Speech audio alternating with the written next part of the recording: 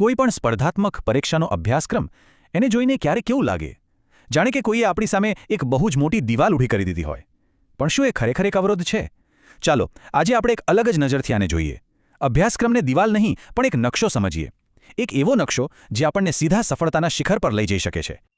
ક્યારે વિચાર્યું છે કે કોઈ પર્વત પર કેવી રીતે ચડાય? આ સવાલ ભલે સાંભળવામાં સરળ લાગે પણ એનો જવાબ બહુ ઊંડો છે. કારણ કે આ પરીક્ષાની તૈયારી પણ સાચું કહું તો એક પર્વત ચડવા જેવી જ છે. લાંબી છે, પડકારજનક છે, પણ સાચા આયોજનથી બિલકુલ શક્ય છે. અને એનો જવાબ છે નકશાને બરાબર સમજીને. જેમ એક પર્વતારોહી માટે નકશો બધું જ છે, એમ આપણા માટે આ અભ્યાસક્રમ છે. આ માત્ર વિષયોની એક લાંબી લિસ્ટ નથી, ના, પણ આ તો એક ગાઈડ છે જે આપણને કહે છે કે કયો રસ્તો સીધો છે, ક્યાં મુશ્કેલીઓ આવશે અને કયા વળાંક પર સૌથી વધુ ધ્યાન રાખવાની જરૂર છે. તો ચાલો આ નકશાને બારીકાઈથી વાંચીએ. કોઈપણ પર્વત પર ચડતા પહેલાં આપણે એનો એક ઓવરઓલ વ્યૂ લઈએ છીએ, ખરું ને? સીધા ચડવાનું તો શરૂ નથી કરી દેતા. બસ એવી જ રીતે આપણી પહેલી રણનીતિ છે આ પરીક્ષાની આખી બ્લુપ્રિન્ટને સમજવી. અહીંયા ધ્યાન આપજો. પેપર 1ને સ્પષ્ટપણે 2 ભાગમાં વહેંચવામાં આવ્યું છે. ભાગ એ જે તમારી તર્કશક્તિ અને કૌશલ્યને ચકાસે છે, અને ભાગ બી જે તમારા વિષયના જ્ઞાનને માપે છે. આનો સીધો મતલબ એ થયો કે પરીક્ષા એ નથી જોતી કે તમે કેટલું જાણો છો, પણ એ પણ જોવે છે કે તમે જે જાણો છો એનો ઉપયોગ કેવી રીતે કરો છો. આ ભેદ સમજવો એ સફળતા માટેનું પહેલું પગલું છે. ચાલો હવે આપણા નકશામાં થોડું ઝૂમ ઇન કરીએ અને આવીએ ભાગ એ પર. આને તમે તમારું એનાલિટિકલ એન્જિન પણ કહી શકો છો. અહીંયા મુદ્દો એ નથી કે તમારી પાસે કેટલી માહિતી છે, પણ એ છે કે તમે એ માહિતીને કેટલી સ્માર્ટ રીતે વાપરી શકો છો. હવે આ ભાગમાં સફળ થવા માટે તમારા થેલામાં 3 મુખ્ય ઓજારો હોવા ખૂબ જરૂરી છે. એક છે તર્કની કુહાડી એટલે કે રીઝનિંગ, બીજું છે ગણતરીનું હોકાયંત્ર એટલે કે ગણિત, અને ત્રીજું છે સમજણનો દીવો એટલે કે ભાષાકીય સમજ. આ ઓજારો જ તમને જટિલ સમસ્યાઓના પહાડ પાર કરવામાં મદદ કરશે. 30 ગુણ આ કોઈ નાનો આંકડો નથી. આ સ્પષ્ટપણે બતાવે છે કે પરીક્ષકો માટે તમારી તાર્કિક વિચારસરણી અને આંકડાઓને સમજવાની ક્ષમતા કેટલી બધી મહત્વની છે. આ માત્ર ગણિત નથી, આ તો નિર્ણયો લેવાની ક્ષમતાની કસોટી છે. અને હવે આ જુઓ 20 ગુણ. આ કોઈ ગુજરાતી વ્યાકરણની પરીક્ષા નથી હો. આ તો એ જોવાની કસોટી છે કે તમે લખેલા શબ્દો પાછળનો ઊંડો અર્થ કેટલી ઝડપથી અને કેટલી સચોટતાથી સમજી શકો છો. ટૂંકમાં કહીએ તો ભાગ એ ચકાસે છે કે તમારું મગજ કેવી રીતે કામ કરે છે. તે જ્ઞાનના ભંડાર કરતાં જ્ઞાનના ઉપયોગને વધુ મહત્વ આપે છે. સારું, હવે જ્યારે આપણું એન્જિન તૈયાર છે તો ચાલો ભાગ બીના રોડમેપ પર આગળ વધીએ. હવે આપણે નકશાના મુખ્ય ભાગમાં પ્રવેશી રહ્યા છીએ, એટલે કે ભાગ બી. અહીં આપણને વિષયોનો એકદમ વિગતવાર રોડમેપ મળશે. આ એ જગ્યા છે જ્યાં આપણો વિષયનું જ્ઞાન ખરેખર ચકાસવામાં આવશે.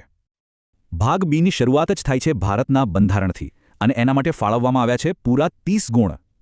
આને માત્ર એક વિષય તરીકે જોવાની ભૂલ ન કરતા પરીક્ષકો ખરેખર એ જાણવા માંગે છે કે જે વ્યક્તિ દેશની સેવા કરવા માંગે છે, શું એને દેશના શાસનનો પાયો ખબર છે?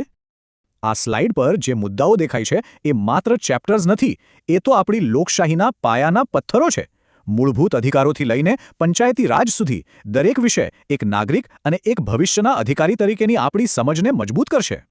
હવે આવે છે 40 ગુણનો એક ખૂબ જ ડાયનામિક વિભાગ, વર્તમાન પ્રવાહો અને વિજ્ઞાન.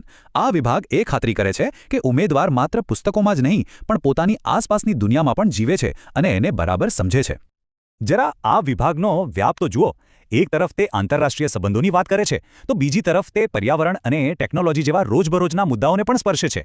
આ એ જ દર્શાવે છે કે એક આધુનિક પ્રશાસક પાસે કેટલી બધી બાબતોની ઊંડી સમજ હોવી જરૂરી છે. અને હવે આપણે નકશાના એ હિસ્સા પર પહોંચ્યા છીએ જે સૌથી વધુ વજન ધરાવે છે. પૂરા 50 ગુણ. ગુજરાત અને ભારતનો ઇતિહાસ, સંસ્કૃતિ અને ભૂગોળ. આ વિભાગ એકદમ સ્પષ્ટ કરી દે છે કે પોતાની ધરતી અને પોતાના વારસાની સમજને સૌથી ઊંચી પ્રાથમિકતા આપવામાં આવી છે. સિંધુ ખીણની સંસ્કૃતિથી લઈને આપણી આઝાદીની લડત સુધી આખી યાત્રા દર્શાવે છે કે ઉમેદવારે માત્ર તથ્યો જ નહીં પણ ભારતના અને ખાસ કરીને ગુજરાતના ઐતિહાસિક પ્રવાહને આત્મસાત કરવો પડશે. આ સાંસ્કૃતિક વિષયો માત્ર પરીક્ષા માટે નથી, આ તો આપણા વારસાની જીવંત ધરોહર છે. કળા, સાહિત્ય, તહેવારો આ બધું જ આપણી ઓળખનો એક અભિન્ન અંગ છે. અને પરીક્ષા એ જાણવા માંગે છે કે આપણે આ વારસાને કેટલું સમજીએ છીએ. સારું, તો અત્યાર સુધી આપણે આખો નકશો વિસ્તારથી જોઈ લીધો, પણ માત્ર નકશો હોવો પૂરતો નથી, એને બરાબર વાંચતા પણ આવડવું જોઈએ. સ્માર્ટ તૈયારીનો અર્થ એ છે કે આપણે જાણીએ કે કયા રસ્તા પર વધુ સમય અને શક્તિ આપવાની છે. આ એક સ્લાઇડ આખા અભ્યાસક્રમનો સારાંશ કહી દે છે. જુઓ, આ ચાર્ટ એકદમ સ્પષ્ટપણે બતાવે છે કે આપણી તૈયારીનું કેન્દ્ર ક્યાં હોવું જોઈએ. 50 ગુણ સાથે ઇતિહાસ, સંસ્કૃતિ અને ભૂગોળ સૌથી મોટો હિસ્સો ધરાવે છે. આ કોઈ સંયોગ નથી, આ એક સ્પષ્ટ સંદેશ છે. અને અંતે આ સૌથી મહત્વની વાત, અભ્યાસક્રમ એ ગોખણપટ્ટી કરવાની યાદી નથી. ના, તે તો એક વિચારવાની પદ્ધતિ શીખવતો નકશો છે.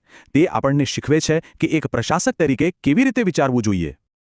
તો હવે આપણે નકશાને સમજી લીધો છે, રસ્તો હવે એકદમ સ્પષ્ટ દેખાય છે. તો સવાલ એ છે કે આ સફરમાં તમારું પહેલું અને સૌથી વ્યૂહાત્મક પગલું કયું હશે? આ પ્રશ્ન સાથે તમને છોડી જાઉં છું. તમારી સફર માટે ખૂબ ખૂબ શુભેચ્છાઓ.